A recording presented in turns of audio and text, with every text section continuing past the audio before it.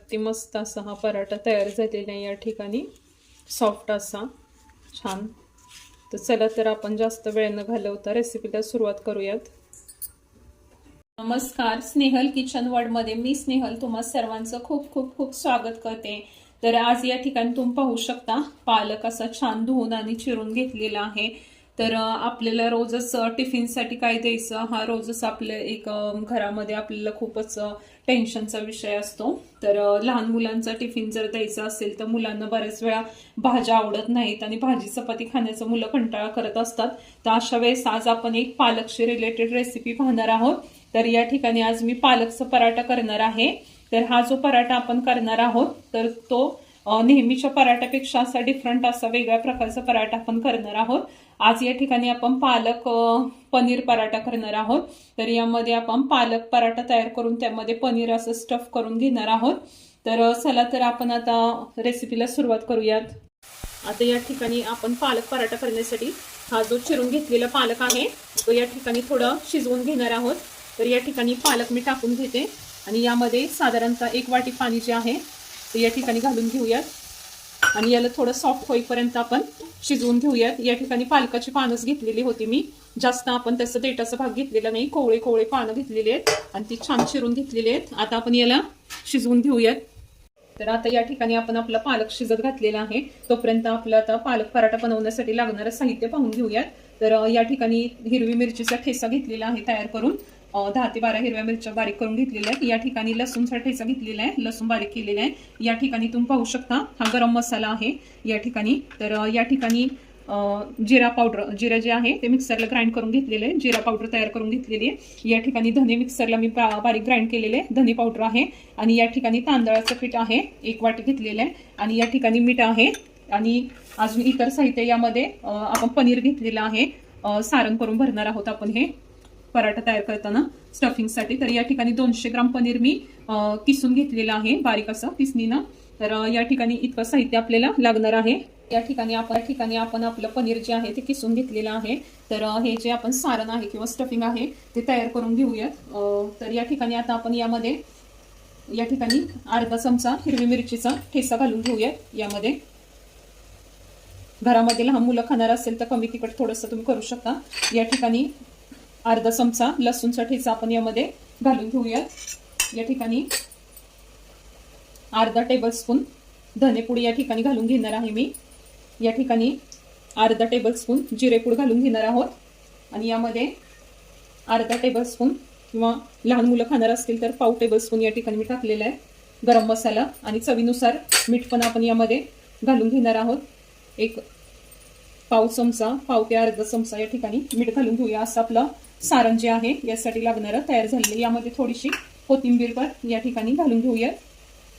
अशा प्रकारे जे स्टफिंग करायचं आहे पनीर ते इथं तयार केलेलं आहे आपण. या ठिकाणी आपलं पनीर जे आहे ते स्टफिंग करण्यासाठी तयार झालेलं आहे. तर या ठिकाणी आपण पाहूयात आपलं पालक आता झाकण ठेवलं होतं मी. तर 1 वाटी पाणी आपण घातलं होतं या ठिकाणी आणि झाकण ठेवलं होतं. आपला पालक जो आहे तो आता उकळी आलेली आणि छान असा शिजलेला आहे या ठिकाणी. आता आपण गॅसची फ्लेम ऑफ करून घेऊयात.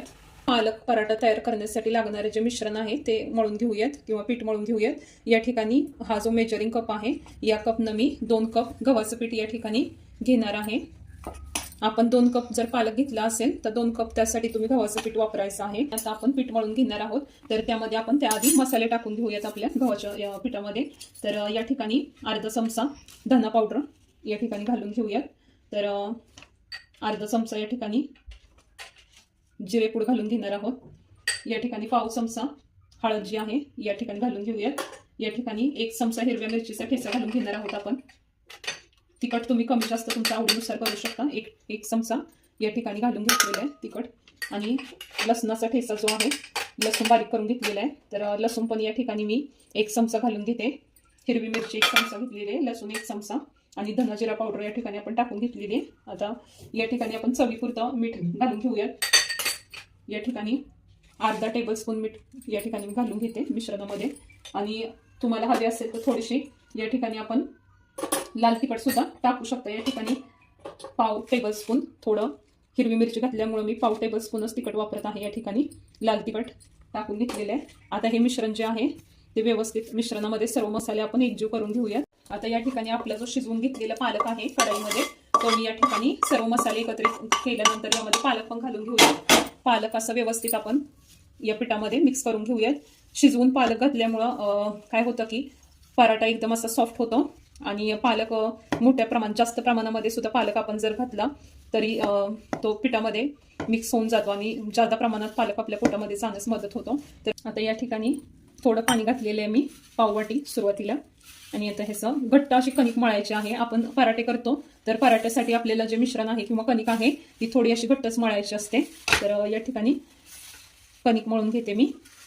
जे आपली कणिक आहे ती मळून झालेली आहे. याला थोडंसं आपण या ठिकाणी तेल लावून घेऊयात. आता याला 1 चमचा तेल यावरती मी घालून घेतलेलं आहे. याला तेल लावून आपण घेऊयात, मग पराठे सॉफ्ट होण्यास मदत होईल. या ठिकाणी तेल लावून आपण थोडंसं याला मळून घेऊयात आणि याला आपण 5 मिनिटं थोडं भिजू देऊयात. या ठिकाणी आता हा गोळा मळून झालेला आहे आणि याला आपण असंच 5 मिनिटं असंच याला राहून देऊयात. पराठे तयार करण्यासाठी आपलं मिश्रण आता तयार आहे. तर या ठिकाणी जे तांदूळाची पिठी घेतलेली होती ती या ठिकाणी मी आता घेते. आपण पराठे हे खाली लाटताना चिकट होऊ शकतात किंवा चिकटू शकतात, तर तांदळाची पिठी वापरणार आहोत आपण गव्हाच्या पिठाच्या ऐवजी. या ठिकाणी आता आपण गोळा करून घेऊया मिश्रणाचा. या ठिकाणी आपण गोळा करून घेतलेला आहे मिश्रणाचा. आता यामध्ये बुडवून घेणार आहोत आणि आता आपण याला आता लाटून घेऊयात. पराठा जो आहे आपण तो लाटलेला आहे. आता यामध्ये आपण सारण भरून घेणार आहोत. जे आपण स्टफिंग केलेलं आहे तयार, तर ते या ठिकाणी घालून घेऊयात. तर या ठिकाणी असं त्रिकोणी आकारामध्ये शेपमध्येच आपण हे या ठिकाणी घालून घेऊयात आणि मग याला आपण फोल्ड करून घेणार आहोत. तर या ठिकाणी आपण आता आपलं जे मिश्रण तयार केलं आहे स्टफिंग करण्यासाठी पनीरचं, ते या ठिकाणी घालून घेते. याला त्रिकोणी असं शेपमध्येच आपण बंद करून घेणार आहोत. तर या ठिकाणी आता याला याच्या कडा आपण बंद करून घेऊयात. व्यवस्थित असं याला बंद करून घ्यायचं आहे. आणि हा जो आता खालचा भाग राहिलेला आहे या ठिकाणी थोडंसं तेल घेते मी. तेलाचा हात लावून घेतलेला आहे. या ठिकाणी हे असं आपण आता फोल्ड करून घेऊयात. टाकून घेऊयात तांदळाचा आणि आता आपण याला याच त्रिकोणी शेपमध्येच हलक्या हाताने याला लाटून घ्यायचं आहे आता आपल्याला. आता या ठिकाणी आपला पराठा लाटून झालेला आहे आणि त्रिकोणी आकारामध्येच एक लहान मुलांना वेगळा शेप असेल तर खायला पण छान वाटतं. तर या ठिकाणी आपण त्रिकोणी आकारामध्येच आता हा लाटून घेतलेला आहे. तर तुम्हाला हवं तर तुम्ही गोल सुद्धा करू शकता. आपण आता दुसरा करताना गोल करून घेऊयात. तर आता हा वेगळा शेप म्हणून मी असंच कंटिन्यू केलेला आहे आणि असंच त्रिकोणच लाटून घेतलेला आहे. या ठिकाणी आता आपण हा पराठा भाजून घेऊया. या ठिकाणी पाव चमचा तेल सोडून घेते या ठिकाणी आपल्या तव्यावरती. आता या नॉनस्टिकच्या तव्यावरती आपण आपला पराठा भाजून घेऊयात. तवा गरम झालेला आहे. पराठा या ठिकाणी आपण टाकून घेऊयात. आता या ठिकाणी आपण पराठा टाकून घेतलेला आहे आणि आता तो भाजला असेल दुसऱ्या बाजूला भाजून घेऊया. या ठिकाणी तुम्ही तूप सुद्धा घेऊ शकता किंवा बटर लावून सुद्धा भाजू शकता, वेगळी टेस्ट म्हणून. पण या ठिकाणी मी तेल लावूनच भाजत आहे. तुम्हाला हवं असेल तर तूप लावून सुद्धा छान लागतो. तूप लावून सुद्धा भाजू शकता आणि मग गरम खाऊ शकता. तूप लावल्यानंतर त्याला लगेचच खाल्लं तर छान असे टेस्ट लागते गरम. तर या ठिकाणी आता आपण याला तेल लावून घेतलेलं आहे. दोन्ही बाजूनं छान असं याला भाजून घेऊया. गॅसची फ्लेम मिडियम केलेली आहे. दोन्ही बाजूनं या ठिकाणी तेल लावून घेणार आहोत आपण याला. अशा पद्धतीनं आपला पालक पनीर पराठा या ठिकाणी तयार होत आहे. दोन्ही बाजूने याला छान खरपूस भाजून घेणार आहोत. आता या ठिकाणी आपला पराठा दोन्ही बाजूने खरपूस असं भाजलेला आहे. आता आपण याला काढून घेणार आहोत. या ठिकाणी आपण याला जाळीवरती काढून घेऊया. दुसरा गोळा घेतलेला आहे आपण आणि आता आपण याला गोल लाटून घेणार आहोत. याला थोडं तेल लावून घेतलेलं आहे म्हणजे तो चिपकणार नाही लाटताना.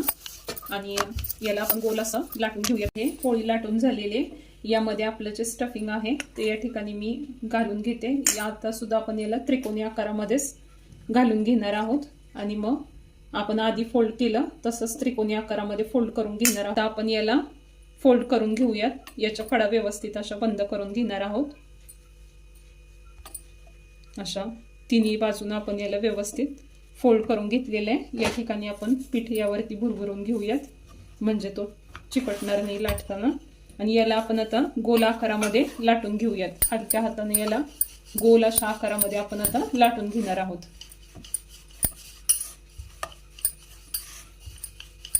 याला सर्व बाजून असं फिरवून व्यवस्थित आपण गोल आकार देऊन घेऊयात. तर या ठिकाणी आपला पराठा जो आहे तो छान असा गोल आकारामध्ये लाटून घेतलेला आहे. आता पुन्हा गॅसची फ्लेम आपण मीडियम करून घेणार आहोत आणि या ठिकाणी आपला जो पराठा आहे तो या ठिकाणी टाकून घेऊयात. सुरुवातीला थोडं तेल टाकलेलं आहे मी. आता या ठिकाणी आपण बटर टाकून भाजून घेणार आहोत हा पराठा.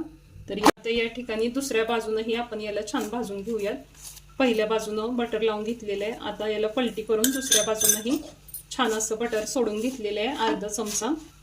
याला दुसऱ्या बाजूनही आपण छान असं भाजून घेऊया. दोन्ही बाजूनं छान खरपूस आपण भाजून घेणार आहोत याला. आता आपला पराठा जो आहे तो एकदम असा क्रिस्पी झालेला आहे. तांदळाचं पीठ वापरल्यामुळं छान असा क्रिस्पी आवाज येत असेल तुम्हाला. छान झालेला आहे. या ठिकाणी आता आपण हा पराठा जो आहे तो ताटामध्ये सर्व करण्यासाठी तयार आहे. काढून घेऊया. अशा पद्धतीने या ठिकाणी आपला पालक पनीर पराठा तयार झालेला आहे. याला आपण दह्यासोबत किंवा सॉस सोबत किंवा शेंगदाण्याच्या दाण्याच्या चटणी सोबत सुद्धा सर्व करू शकता. या ठिकाणी दाण्याची चटणी या ठिकाणी मी थोडी मिक्सरमधून आता करून घेतलेली आहे. या ठिकाणी कच्चे शेंगदाणे घेतलेले आहेत. या ठिकाणी थोडासा लसूण, लाल तिखट, मीठ घालून याला भिरकवून घेतलेलं आहे मिक्सरमधून. आणि या ठिकाणी आपली डिश तयार आहे. तर तुम्ही पाहू शकता अगदी छान असं या ठिकाणी आपला पालक पनीर पराठा तयार झालेला आहे. तर या ठिकाणी आजची रेसिपी तुम्हाला माझी कशी वाटली नक्कीच कमेंट्स बॉक्समध्ये कमेंट्स करून सांगा. तुम्ही जर माझ्या चॅनलवरती नवीन असाल तर चॅनलला सबस्क्राईब करा. व्हिडिओ आवडला असेल तर व्हिडिओला लाईक करा, शेअर करा आणि सबस्क्राईब करायला विसरू नका चॅनलला. आणि आता या ठिकाणी पुन्हा भेटूयात अशाच एखाद्या नवीन रेसिपी सोबत.